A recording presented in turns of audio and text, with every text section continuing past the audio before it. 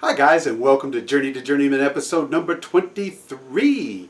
On this episode, it's a twofer. I make two things. I make a tap, a 1.5 inch by 8 threads per inch tap. And also, I found some scrap metal in a bowling alley parking lot and made an internal boring bar to chase some threads. If you want to see how I did that, stick around and let's take a look at our order of operations. First thing we'll do is cut the stock and then turn it to size. Then we'll thread that outer diameter. We'll cut flat so that the wrench can turn it. Then we'll cut some slots in it so the chips can come out. Then we'll heat treat it. And then we're going to make a boring bar for internal threading. Chase those threads. And then we'll squeal our tires for the ladies.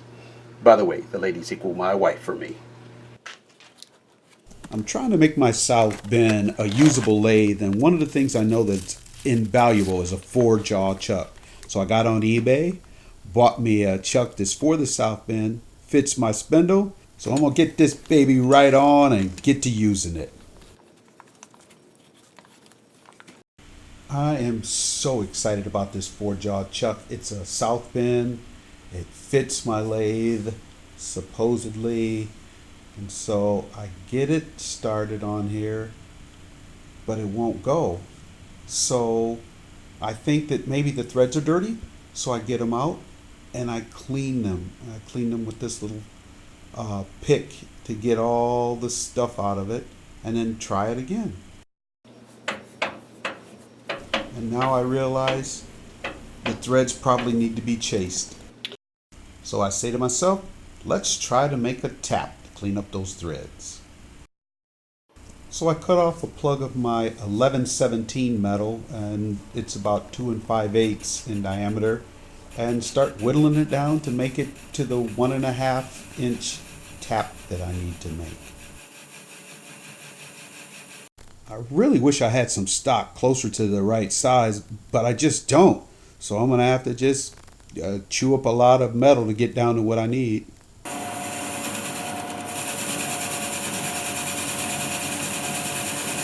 I just use a scale just to get it until we get real close to the 1.5, and then I switch over to a micrometer.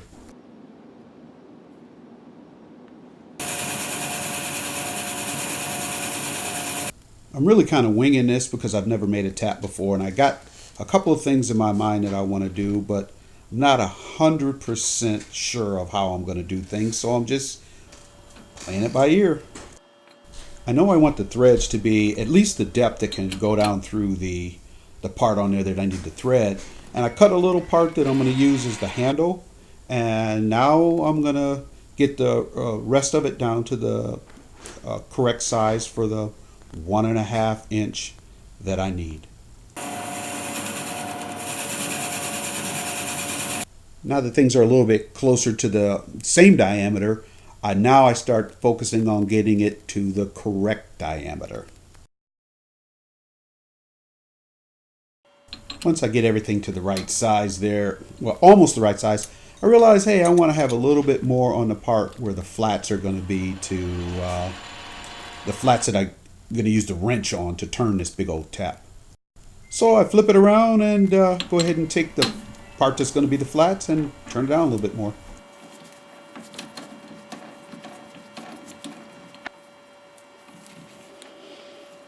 I want to do this right, so I open up the machinery's handbook and find out what size this needs to be for these type of threads.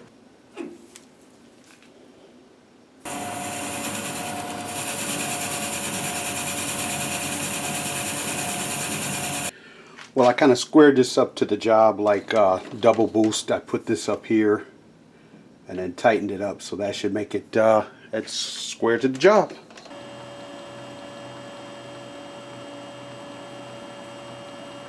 Threading is so much easier with a quick change gearbox like this.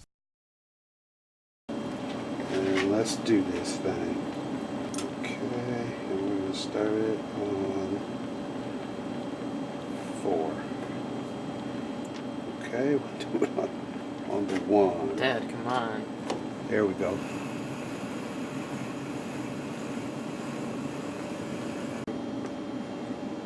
And 8 threads per inch would be on every 1/8 of an inch, and that's what it is.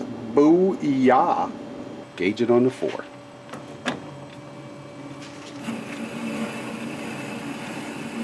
Nice. Okay. Lather, rinse, and repeat.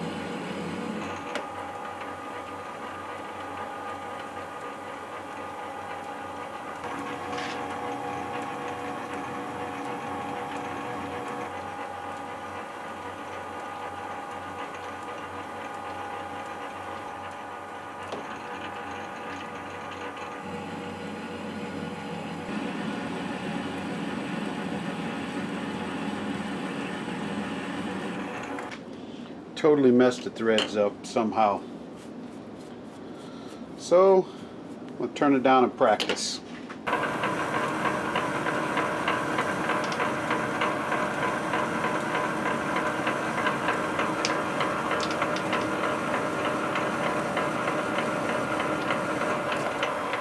This is totally started from scratch again, and I won't bore you with all the cutting and the whittling it down.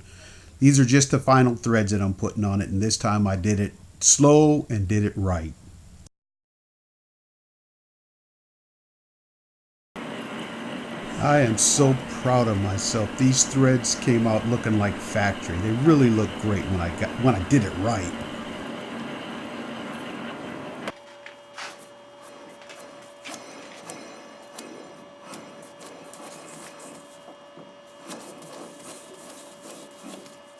And the faceplate fits on there like a glove.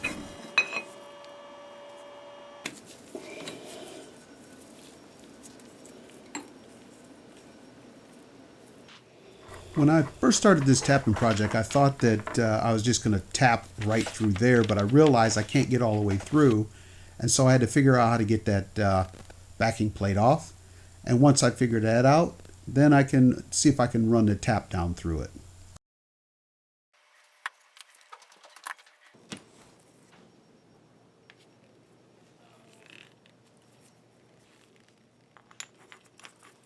Now this is a little weird to me that it will go partly through there and not all the way, but that's I guess where it's sticking, but I thought it was sticking on the other part. So anyway, I realized that I thought it would just run it down through there just like that and it would clean it up enough to go on, but it didn't. I realized I got to do more to clean those threads up, actually chase them.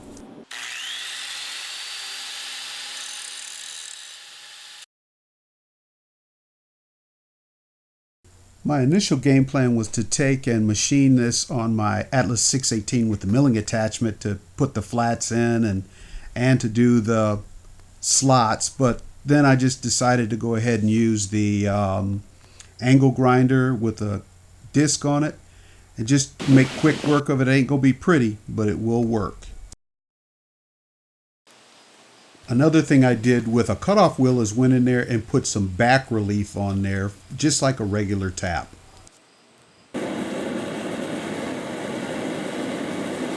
It's extremely bright outside, so the camera adjusted itself and it doesn't look like that's glowing, but as you can see, it's non-magnetic and it is glowing red. Next time I do this, I'll try to get it a little bit hotter and see if I can harden that mild steel. Alright, it looked like it didn't harden, so I'm going to have to go with plan B.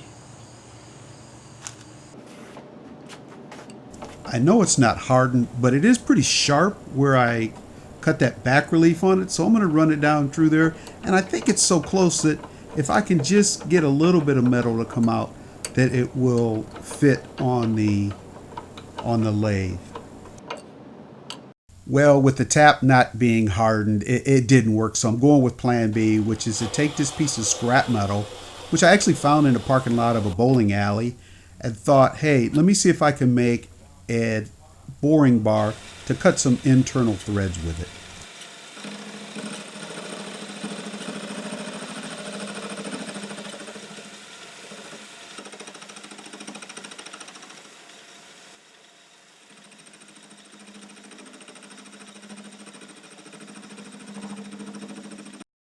I'm actually pretty shocked once I got through the rust. That metal was pretty good. I don't know what it is, but it's pretty good metal.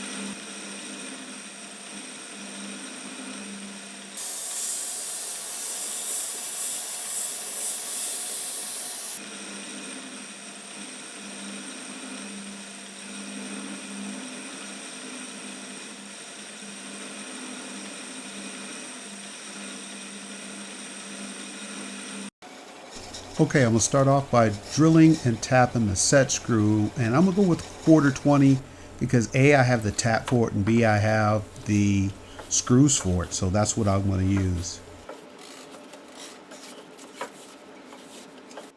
Now this threading insert isn't round, but I need to drill a round hole for it, so I'm going to find out what the largest diameter is across the flats. And I picked the drill size that was closest to that diameter, and now I drill a hole for the insert.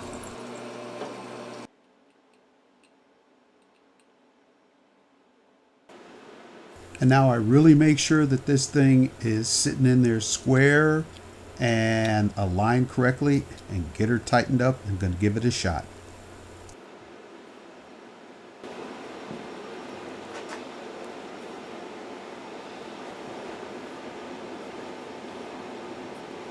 Straight up hack, but I think it's got it. I took and married that up to the center line like this. It was a tool I put in there, got it on center height from turning it, and that looks like it's on. It's square. Now we're going to try to chase a thread. It's so funny. I just watched Joe Piezinski's video on how to pick up a thread, and this was an external thread that he showed how to do. But I'm going to use the exact same technique to pick up this internal thread. I really take my time to make sure that this thing is sitting in there true.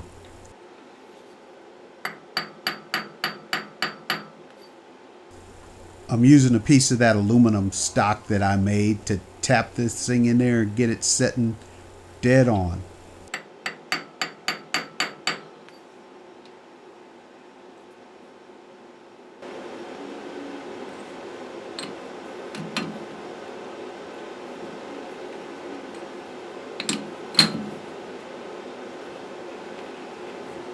Alright, I'm doing everything slow because I don't want to mess anything up, so I'm about to time it right now.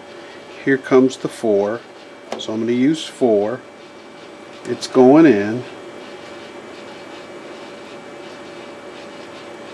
and now I'm going to stop the lathe and get this set into the thread with this and this. So with the thread lever still engaged, I used a compound and a cross slide, and I just used and some magnifying glass and a flashlight, and I get that threading insert dead on. Alright, now that it's timed, I can, and I zeroed out both gauges. I can push this one out. I'm going to go one more time, so 2 times. Okay. And now I can disengage and roll back. Now I am going to try put a little blue dicum on there just so I can see where I'm cutting.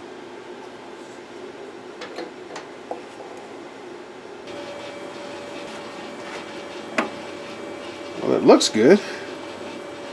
So let's bring it back in the 100,000ths and give it a shot. 40,000ths prior.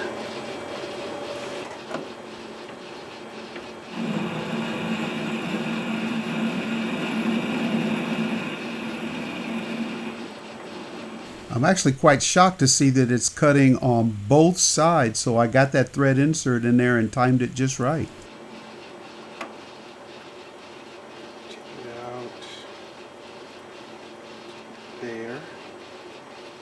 Come back here. Get another one. That's right. Okay.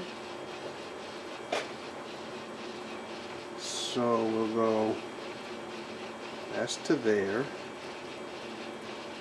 that's 240 remaining.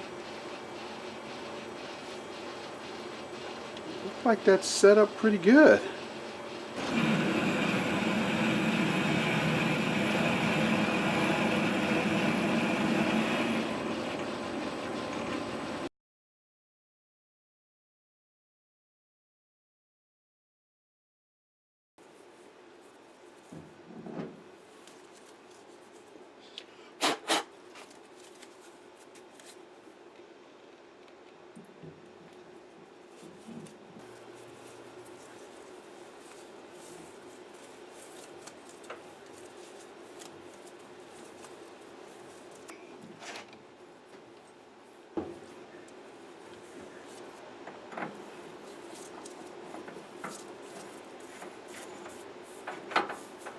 Booyah! All right. Yes, yes. Well, now it's time just to clean the parts up and get this backing plate on and get this onto the lathe. I made sure to get oil on the mating surfaces and on the screws just so that everything stays rust free.